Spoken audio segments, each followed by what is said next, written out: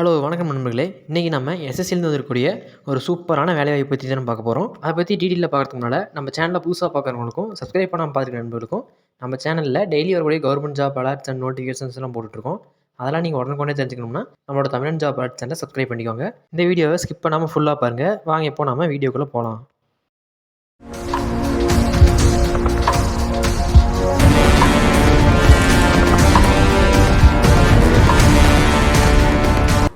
Okay friends, first இந்த website open பண்ணிக்கோங்க. இந்த வெப்சைட்டுக்கான லிங்கை டிஸ்கிரிப்ஷனில் கொடுத்துட்றேன்.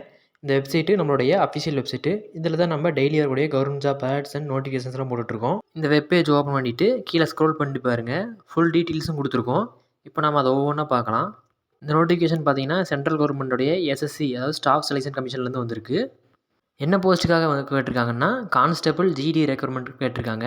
மொத்தம் 39,481 வேகன்சிஸ் கேட்டிருக்காங்க. இது ரொம்ப சூப்பரான வேகன்சிஸ்னே சொல்லலாம். இன்னும் வேகன்சிஸ் இன்க்ரீஸ் ஆகிறதுக்கான வாய்ப்புகள் தான் அதிகமாக இருக்குன்னு சொல்லிட்டு இருக்காங்க. அப்படி இன்க்ரீஸ் ஆச்சுன்னா நம்மளே அப்டேட் பண்ணுறோம். ஆல்ரெடி எஸ்எஸ்சி எம்டிஎஸுக்கும் வேகன்சிஸு இன்க்ரீஸ் பண்ணாங்க. அதையும் நம்ம சேனல்லேயே அப்டேட் பண்ணியிருக்கோம். வேணுன்றவங்க செக் பண்ணி பாருங்கள். லிங்க் டிஸ்கிரிப்ஷனில் இருக்குது. இதுக்கான குவாலிஃபிகேஷன் பார்த்தீங்கன்னா 10th அல்லது மெட்ரிகுலேஷன் முடிச்சிருந்தீங்கனாலே போதும். ஏஜ் லிமிட்டை பொறுத்த வரைக்கும் 18லேருந்து 23 வயசுக்குள்ளே இருக்குன்னு சொல்லியிருக்காங்க. உங்களுடைய பிறந்த தேதி பார்த்தீங்கன்னா 2/1/2002லேருந்து 1/1/2007க்குள்ளே இருக்கணும்னு சொல்லியிருக்காங்க. இதுக்கு ஏஜ் ரிலாக்ஸேஷனும் கொடுத்துருக்காங்க. அதை நம்ம அடுத்து பார்க்கலாம். சேலரியை பொறுத்த வரைக்கும் சிப்பாயின்ற போஸ்ட்டுக்கு லெவல் 1ல் 18,000லேருந்து 56,000 வரைக்கும் சேலரி சொல்லியிருக்காங்க.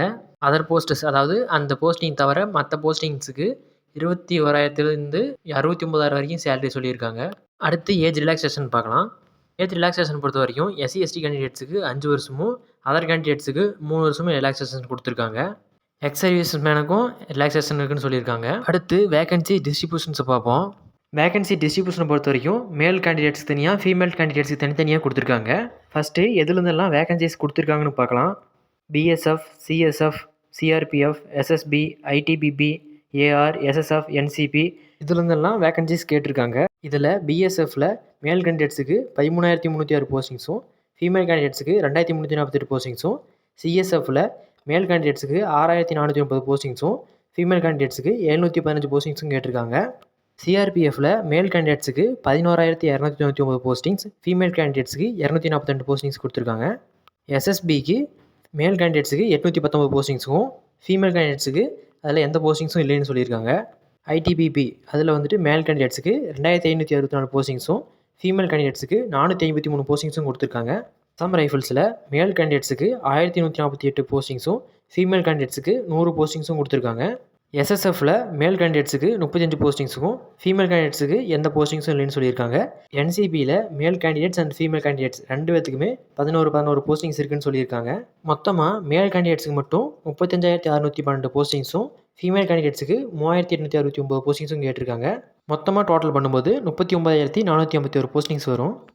அடுத்து பார்த்தீங்கன்னா செலெக்ஷன் ப்ராசஸ் பொறுத்த வரைக்கும் உங்களுக்கு 3 ஸ்டேஜாக நடக்கும். அது என்னென்னு பார்த்தீங்கன்னா கம்ப்யூட்டர் பேஸ்ட் எக்ஸாமினேஷன், அதுக்கடுத்து physical standard test and physical efficiency test, அதுக்கப்புறம் மெடிக்கல் எக்ஸாமினேஷன் அண்டு டாக்குமெண்ட் வெரிஃபிகேஷன்னு 3 ஸ்டேஜஸ் இருக்குது.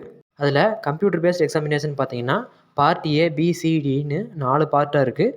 பார்ட் ஏல general intelligence and reasoning, part பியில் general knowledge and awareness, part சியில் எலமெண்ட்ரி மேத்தமெட்டிக்ஸ், பார்ட் டியில் இங்கிலீஷ் ஆர் ஹிந்தின்னு இருக்கும். ஒவ்வொரு பார்ட்லேருந்து உங்களுக்கு 20 கொஷின்ஸ் கேட்பாங்க. மொத்தம் 60 கொஷின்ஸ் இருக்கும். மேக்ஸிமம் மார்க் பார்த்தீங்கன்னா ஒரு கொஷினுக்கு 2 மார்க்குன்ற விதத்தில் ஒவ்வொரு பார்ட்டுக்கும் 40 மார்க்ஸ் கொடுக்குறாங்க. எக்ஸாமினேஷன் டைம் பார்த்தீங்கன்னா உங்களுக்கு 1 மணி நேரம் எக்ஸாம் இருக்கும்.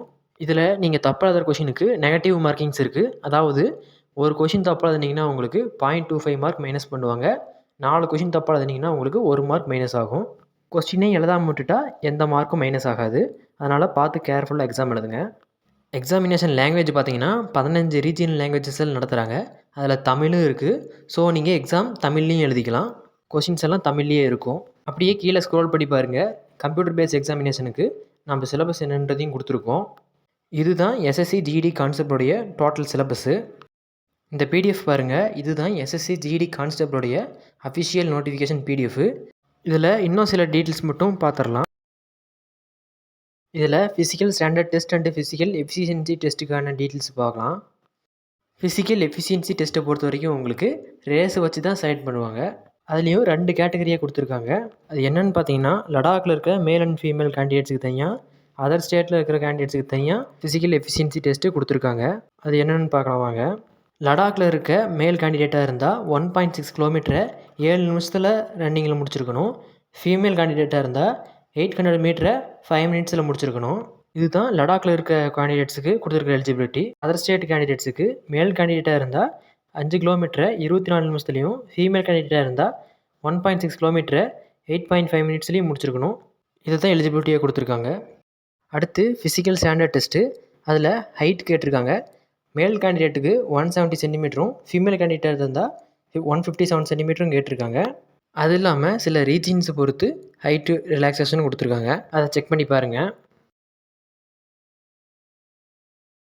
அடுத்து மேல் கேண்டிடேட்ஸுக்கு மட்டும் செஸ்ட் சைஸ் கேட்டிருக்காங்க. எவ்வளோன்னு பார்த்தீங்கன்னா அன்எக்ஸ்பேண்டடாக 80 சென்டிமீட்டர் இருக்குன்னு சொல்லியிருக்காங்க. மினிமமாக 5 சென்டிமீட்டர் எக்ஸ்பேண்ட் ஆகணும்னு கொடுத்துருக்காங்க. அதுலேயும் சில ரிலாக்ஸேஷன்ஸ்லாம் கொடுத்துருக்காங்க. செக் பண்ணி பாருங்கள். அடுத்து என்சிசி கேண்டிடேட்ஸுக்கு மார்க்ஸ் கொடுக்குறாங்க. உங்கள்கிட்ட என்சிசி ஏ சர்டிஃபிகேட் இருந்தால் 2% மார்க்கும், பி சர்டிஃபிகேட் இருந்தால் 3% மார்க்கும், சி சர்டிஃபிகேட் இருந்தால் 5% மார்க்கும் இருக்கிறதா சொல்லியிருக்காங்க. ஸோ என்சிசி கேண்டிடேட்ஸ் கண்டிப்பாக ட்ரை பண்ணுங்கள். அடுத்து இந்த எக்ஸாமுக்கு அப்ளை பண்ணுறதுக்கு ஸ்டார்டிங் டேட் பார்த்தீங்கன்னா 5/9/2024 14/10/2024 வரைக்கும் டைம் கொடுத்துருக்காங்க. நீங்கள் அப்ளை பண்ணும்போது ஒரு வேளை ஏதாவது தப்பாக பண்ணிட்டீங்கன்னா உங்களுக்கு கரெக்ஷனுக்கான டைமும் கொடுத்துருக்காங்க. அது எப்போன்னு பார்த்தீங்கன்னா 5/11/2024 7/11/2024 வரைக்கும் கொடுத்துருக்காங்க. எக்ஸாம் பார்த்தீங்கன்னா உங்களுக்கு 2025 நெக்ஸ்ட் இயரில் ஜனவரி டு பிப்ரவரி வரைக்கும் மிடில் நடக்கும்னு சொல்லியிருக்காங்க. அப்ளிகேஷன் ஃபீஸ்ன்னு பார்த்தீங்கன்னா SC ST candidates, female candidates, பிடபிள்யூடி கேண்டிடேட்ஸ் இவங்களுக்குலாம் எக்ஸாம் ஃபீஸ் இல்லைன்னு சொல்லியிருக்காங்க. மற்ற கேண்டிடேட்ஸுக்குலாம் ₹100 எக்ஸாம் ஃபீஸ்ன்னு சொல்லியிருக்காங்க. அது பே பண்ணுறதுக்கு லாஸ்ட் டேட் பார்த்தீங்கன்னா 15/10/2024 வரைக்கும் கொடுத்துருக்காங்க. அதனால் அப்ளை பண்ணுறதுக்கு இன்ட்ரெஸ்ட் அண்ட் எலிஜிபிலிட்டி இருக்கவங்க அப்ளை பண்ணிக்கோங்க. இது மாதிரி 40,000 போஸ்டிங்ஸ்லாம் ரேராக தான் வரும். அதனால் கண்டிப்பாக அப்ளை பண்ணுங்கள். இதை நிறையா பேத்துக்கு ஷேர் பண்ணி தெரியப்படுத்துங்க. எப்படி அப்ளை பண்ணணுன்ற வீடியோ வேணும்னா கீழே கமெண்ட்ஸில் கேளுங்க. கண்டிப்பாக நான் அதுக்கும் வீடியோ போடுறேன். அவ்வளோதான் ஃப்ரெண்ட்ஸ் இந்த வீடியோ உங்களுக்கு ரொம்ப யூஸ்ஃபுல்லாக இருக்கும்னு நினைக்கிறேன். இந்த வீடியோவை நிறைய பேருக்கு ஷேர் பண்ணுங்கள். இது மாதிரி நிறைய இன்ஃபர்மேட்டிவான நியூஸ்லாம் தெரிஞ்சுக்கிறதுக்கு நம்மளுடைய டெலகிராம் அண்ட் வாட்ஸ்அப் சேனலில் ஜாயின் பண்ணிக்கோங்க. அதில் தான் நிறையா நியூஸஸை உடனுக்குடனே அப்டேட் பண்ணிகிட்டு இருக்கோம். லிங்க்கு டிஸ்கிரிப்ஷனில் இருக்குது. மறக்காமல் ஜாயின் பண்ணிக்கோங்க. உங்களுக்கு ஏதாவது கவர்மெண்ட் எக்ஸாமுக்கு ஆன்லைன் அப்ளிகேஷன் போகணுனாலோ இல்லை சர்டிஃபிகேட் அப்ளை பண்ணனாலோ என்னோடய வாட்ஸ்அப் நம்பருக்கு கான்டாக்ட் பண்ணுங்கள். வாட்ஸ்அப் நம்பரை டிஸ்கிரிப்ஷன்லையும் ஸ்க்ரீன்லையும் கொடுக்குறேன். வேறு எதை பற்றின வீடியோவாவது வேணும்னாலும் கீழே கமெண்ட்ஸில் சொல்லுங்கள். நான் உங்களை மறுபடியும் இன்னொரு நல்ல வீடியோவில் பார்க்குறேன். தேங்க்யூ.